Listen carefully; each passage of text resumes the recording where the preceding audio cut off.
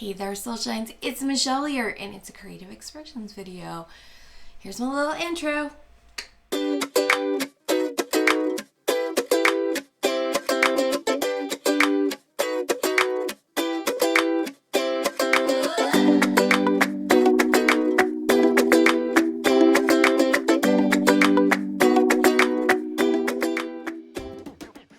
Okay, so creative expressions, we talk about finished objects, works in progress, life updates, and pretty much anything I want to talk about. There are always chapter links below, as well as links for the different things that I've made and show you guys. There's always a link for this pattern. Everybody loves this. So many comments about it, but there's always a link for that down in the description. So let's get started. Let's talk about finished objects. I'm not sure what I've showed you guys and what I haven't showed you guys. So I did want to show you, I finished a tithing hat. It's a striped one. I think it turned out very well. I know I talked about this hat, but I think I was in progress. So tithing hats are hats that I work on every Sunday, and they're things that I donate to the homeless. Let's say it's August, maybe next month or in October. It depends on what the weather does. I will gather what I have and take them, but this one here, I used up the rest of this blue, and so there's just the slightest difference, but it's not going to be noticed, so that's cool. And so yeah, I like how this one turned out. It was a fun way to use up that blue, and then so that's a finished object. I think that's pretty much it, except for if you go look at the last things we're making Thursday, I did do a little something for my resin cat that is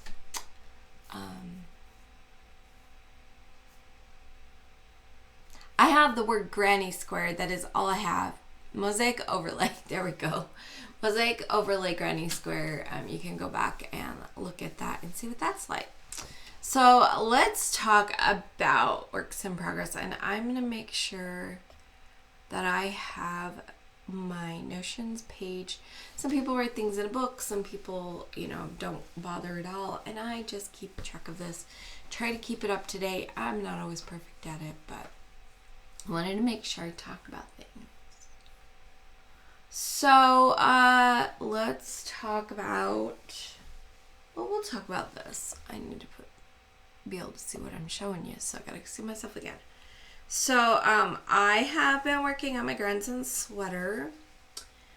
There's the back, and I don't want you guys to see the buttons until it's all done, so I'm hiding them from you. But I do have this. This is what this side looks like. I have the shoulder seams on both of them done. Side seams, the only thing left to do is put in sleeves. So yeah. Okay, so I've got this. The sleeves, these are the sleeves. So that's gonna be super cute. I do have both sleeves done. Like, seriously, the only thing left I have to do is to sew them in. I sewed the buttons. I sewed the seams, side seams, shoulder seams, and side seams yesterday. Put the buttons on last night after taking this to the store with me. And so I'm really excited to see the other sleeve. I'm so excited to finish this. When I should be finishing this today, and then today's Saturday, by the way. I'm recording this on Saturday, hoping to get it all done and up for your viewing pleasure on Monday morning, like usual. Well, it usually comes out on Monday morning. It's not always done right. Anyway, I'm a little bit tired. Well, I have a couple kids home, but they're sleeping, and I'm kind of on my own because I haven't had anybody to talk to this morning. But on Monday, I will be starting my granddaughter's cardigan. I've decided what pattern I'm going to use. I've got the yarn already in a bag. Anyway, this is a drops pattern for this sweater. Oh, there's hair everywhere. Problem with having hair is it gets everywhere. Okay, so this is a drops pattern. The yarns that I used for the gray, it's the color Fog in this Cotton DK. Somebody sent me these yarns in a Mystery Yarn Challenge. So I had enough that it was fun to use. They sent the yarn and the green. I know I made a little octopus. I made an octopus for my granddaughter. So this is the color Fog in Cotton DK. I do not know if the color Fog is available. I do know Cotton DK is still available, and it is a boucle yarn. I do not like crocheting with boucle. Knitting's okay. It does create a very interesting fabric. It's kind of a textured fabric. Not the greatest for seeing the patterns, but still, it's kind of fun.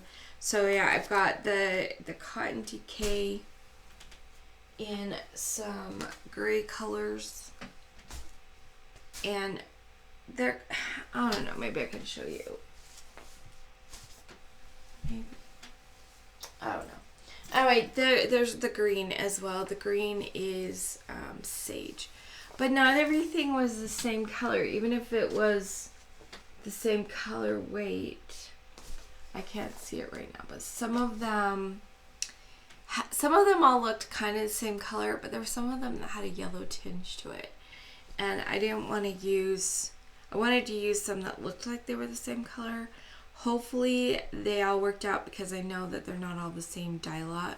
I did work both front panels and the back panel. I worked all at the same time. So basically I knit across one, then knit across the other, and knit across the other one, purled back, purled back, purled back, worked them all up the same. It made it so that when I did buttonholes on the one side, when I got to the other front side, I could just put a stitch marker there, so I knew exactly where to put my buttonholes on without even measuring. It made it so everything came off the needles at the same points. When it was like, reach this size, it just came off. I didn't have to count rows. When I did my decreases on my arms, I did both sleeves at the same time, so I could just do the decreases at the same row for both of them. I like doing 2 at a time things if I can, or in the case of the sweater, 3 at a time, because I did, like I said, I did all 3 panels at the same time, and then I did both sleeves at the same time. So I'm super excited because I'm going to be finishing that up today. Yay! I will be a finished object next week. Come back next week to see it. Let's have tithing project because it's the next one right here. I am using the blue again and the cream again, but this time I am doing helical knitting. So helical is very interesting. If I could figure out where I started, you can kind of see it here. Because of the way knitting in a circle happens, it goes up in a spiral. Now you can see this in crochet. If a person doesn't join at the end of their rounds and they just keep working up, you can actually use that to your advantage if you want to do something really fun, and you can do like half or a single, half, and then doubles, and then you can see the doubles spiraling up around. So that's kind of fun. And then when you get to the top of the spiral, you then go back to half, single, and slip stitch to kind of even up the top. So I've done that with something, so it can be really fun and an interesting technique. So in knitting, one of the things that they do is this helical knitting. So I have where this splits on the one side, and then on the opposite side, it's not as noticeable because it's the blue. Where is that? Where would that be? If the white's here, it would be, I don't know. Anyway, it doesn't matter. Basically, helical knitting, I knit across with this one until I get to this. And then I just drop this, or just drop the blue and pick up the white and start knitting until I get to the blue again. And you just keep for each round, you still keep your end of round marker in so that when I get to the top of the hat, I can do my decreases where I need to. But yeah, it's just going to be a striped hat, but it's helical knitting, so I'm kind of excited about this. I thought a hat would be a great way to learn helical knitting, and to just share this, pass this along. So it's really fun. And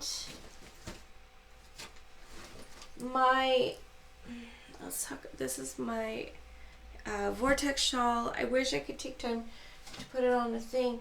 This is how much yarn I have left. Just kind of, I need to wind it up, I think. But this is how much I need to do some measuring, because I don't know if this is wide enough. So if I come to the center, I hold my center spot and then pull out. If I'm careful, I can kind of get an idea of how wide it is. So it might be wide enough to wrap around as a shawl once it's, because this would be half of it, and then, but because I'm running out, I think I got a chocolate chip melted on my, yeah, that was brave of me. There's a chocolate chip melted on there, so I'm gonna have to wash that before I use it.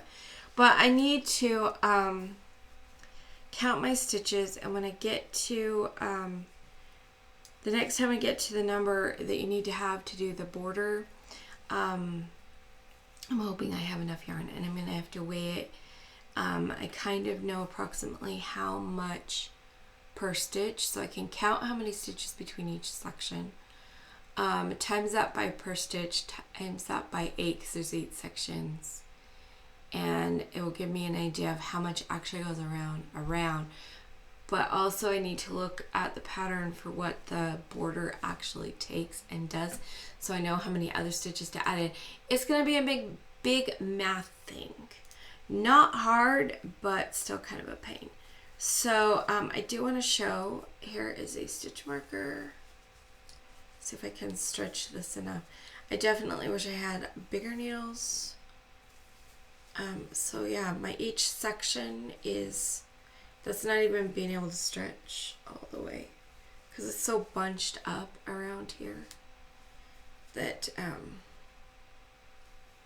can't even get the full width of that. So it's kind of fun, in case it's got this spirally pattern that just keeps moving out, which is really fun. And then as it moves, I'll do this.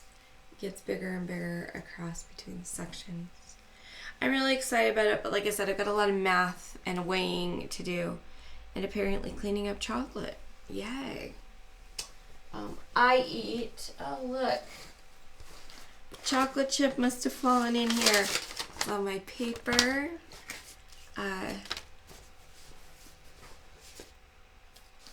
And I need to clean up my bag. Wow, yeah, it's a mess in there. Since I just have to be careful. What is this?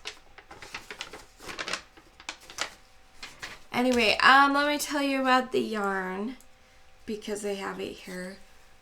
This is wool-free lace. It's from Premier Yarns. Each thing has it's a one-weight yarn.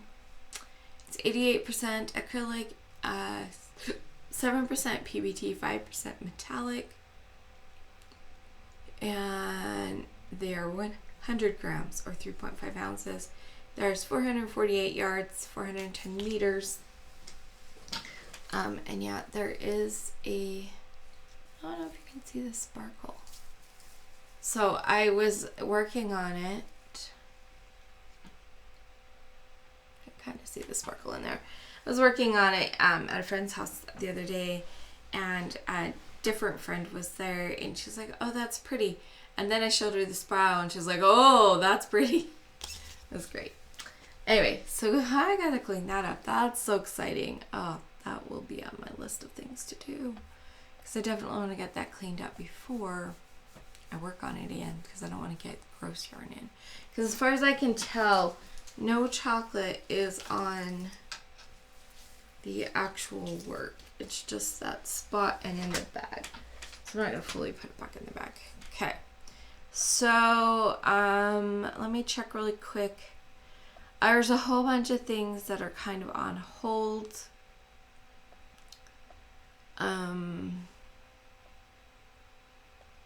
Oh yeah, I do need to show you that.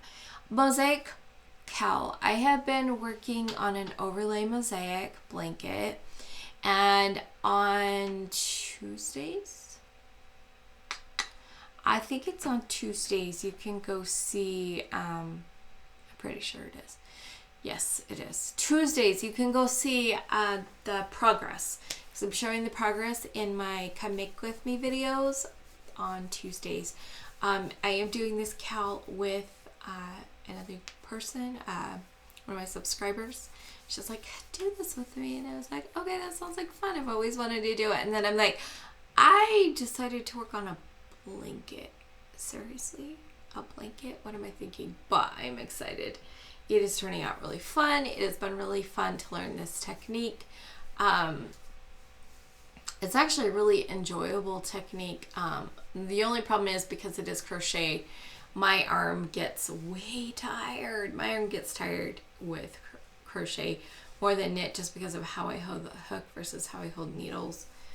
Some people find that the other way around, because they hold hooks and needles different. So that is one of the things. If you were having pain from these crafts, besides the different exercises, seeing a physical therapist, all those kind of things, I highly suggest learning how to hold your hook different, how to move your arms. What happens is we have repetitive motion injuries. And what I've learned is it's not so much that it's a repetitive motion, but that we have more than one. So when I crochet, I like go in and I'm twisting, and there's like multiple movements here. When I knit, I go, and it's like just this tiny little movements back and forth, and it pretty much is just my arm goes like this and my hand flips around. That's the way I knit. And because of that, there's not as many motions, and so it doesn't cause me problems. But for people who flip and then they're going like this and like this, that's doing more than one motion, and that's when knitting causes problems. I don't quite do lever knitting, but lever knitting would be definitely something to look into if you do want to continue knitting but are having problems. Also, maybe if you are a continental knitter, maybe and it's causing people maybe learn how to do the English, the throwing, so that when this side's giving you a break, you can do this. Of course, you would want to do consistent. One thing I know is there's some people who learn how to do both, and then they like switch for their purl rows, so they do purl with one hand. That would also give you some breaks from the repetitive motion, because you're switching what motions you're doing. Same with crochet, like there's the knife grip, which is what I use, and then there's the pencil grip. Sometimes when my hands give me problems, I will switch to the pencil grip, but I have to be careful that my tension doesn't change. But more what I do is I try to hold my arm still and do more moving with the other hand as I'm crocheting. and keeping it still so that I'm not doing so many twisting. So if you are having pain with crocheting that comes from repetitive motions, because there are other things that can cause it too, maybe look into different ways of holding your hook or different ways of holding your arm. That's a random side note because it came up in my thinking. I do have one other project. So this yarn came in my mystery yarn challenge. It was given to me by Cecilia, not too old to be crafty. And I was like, oh, that's really fun. I definitely want to make something with it. Well, my friend, and we've been friends for like 12 years. And I was just like, I actually want to make you something right now. What can I make you?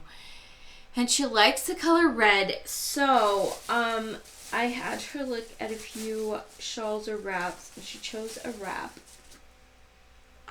So it'll be a rectangle. I'm not sure if it will be a good size for her. I just got thinking about that. It's a good thing I'm not very far. It's a really fun stitch because you do this thing where you end up with these crisscrosses.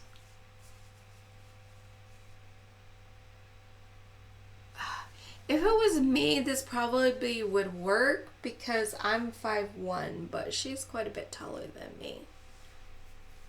So I think what I'm going to do is tell her how wide it is and ask her if she wants me to undo it and do a few more. Because I could totally restart this. It's not, if I was further along, I'd be like, no. But holding it up here, I'm going, it's just a glorified scarf. And, I think she would want it to be a little bit bigger to actually, so she could wear it to church or something in like the summer and spring when the air conditioning's like, yeah, I don't know. We'll see. I'm gonna talk to her about that. But yeah, that's another work in progress. So currently my van is at the shop. They're replacing all of the parts to the brakes. So it's not just like the brake pads or whatever. It's like all of it. So they're doing that today. That's a little frustrating not having the vehicle because I can't go anywhere. Not that I have anywhere to go, but just the knowing you can't go anywhere is a problem. Yesterday, a plumber was supposed to be coming, and so I didn't do my laundry. Late at night, we got a couple of my loads done, but Fridays is my laundry day. I divide it up in, my daughter has Monday, my son has Tuesday, my other daughter has Wednesday, my other son has Thursday, and then my other son, it's kind of when he's available because he works. So, but Fridays are my day, and I usually have 3 to 4 loads that I do throughout the day. But because we were supposed to have a plumber coming, I was like, well, I shouldn't be doing the washing machine because he was supposed to come yesterday morning and he did not come. And I have this feeling that if I take my last load down and put it in the wash, that's when it'll come. I was very not happy. And I can't communicate directly because it goes through the landlord, so that's a frustration. The car thing is a frustration. I have some other paperwork that's not being processed like I need it to. So that's a frustration. Like, there's just so much right now. Like, why all at once? Why does it always seem to happen all at once? But otherwise, things are going really well. We just claimed a kitten.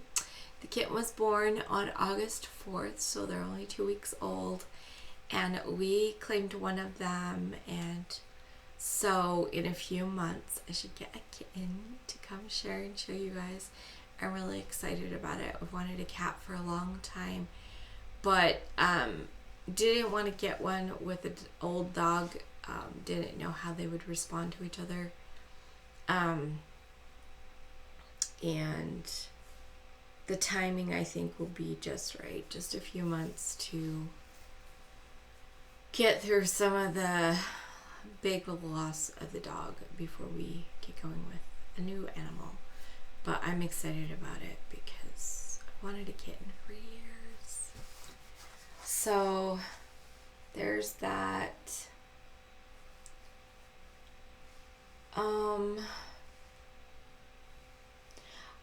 One of my sons is starting a job this week, so that's exciting for him. And all 3 of the kids started back to school. All 3 of them do some, well, one is homeschooled, and so some of his stuff is online. And one is doing his first year not officially homeschooled because it's online school. So he goes to online school all day long. And then there's a class that my church offers that he goes over to now. And this is his first year going over to there. My 2 of my kids are seniors this year. And so my daughter, she does half online school and half at the public school. And she'll be getting a diploma. Whereas my other senior is just going to be finishing school, not getting a diploma, but finishing just because that's where he's at in life. He's had a lot of learning disabilities and a lot of homeschools, but the combination of them has been hard. But I'm hoping this year he won't be so angry because, oh my gosh, going to school for him, he starts beating himself up for being stupid because he struggles. He's got dyslexia and dyscalculia, and so it's really hard for him. So every time he actually is in public school setting, he becomes a bear to live with because he gets angry because he's so in that beating himself up loop. So yeah, so school's going, people are getting jobs, we're figuring some things out. Still, I've been doing a little more energy work. That's been fun to get. Actually, I like it when people pay me. It doesn't happen all the time, but it's really fun. Not because I'm like, gimme, but because, number one, the exchange feels fair. Sometimes things start to feel unfair because everybody comes to me, do this, and then the exchange isn't fair. And it starts to feel heavy when it's not fair. So when people pay me, not only does it help me pay my bills, but it starts to feel fair, and it's been very helpful because I am supposed to be on food stamps. That's one of the things that the paperwork's not doing. But my food stamps ran out a couple weeks ago, and I'm still waiting for the paperwork to get cleared. I've called them, and it's really, truly, I am waiting for the workers to decide and do the cases, but there's just so many people that it takes them a while to get to it, and so I'm still waiting. And so I have had to scrounge up cash, and we've been living on the bare minimum and what people have given us food-wise, and I don't like that. It's stressful, and yeah, but I've been very blessed in that I have had a couple of paying clients, so that it has covered some of that food need. I don't know. I'm excited for life to be getting settled into a new rhythm, and now that school started, I think we will get back into there, and maybe I'll see a new rhythm here. Oh, so if you like what you see here, even if you don't like watching like these long videos or whatever, if you like what you see here, I would very much appreciate it if you would hook the subscribe button, like the video, and leave me a comment. Give me some yarn. I would love to talk with you. I seriously, truly enjoy it when you comment. I love it when there gets to be even more feedback, like a little conversation. But YouTube doesn't always support that the greatest. It depends on your settings, and it's just, yeah. It took me a long time to even get to a point where I could see that people replied to what I said because there were some settings. So YouTube's not the best for that, but if you can find your settings, you can fix it. Anyway, I I just wanted to remind you guys to let your light shine through your creations, whatever they be, and I will see you guys next time.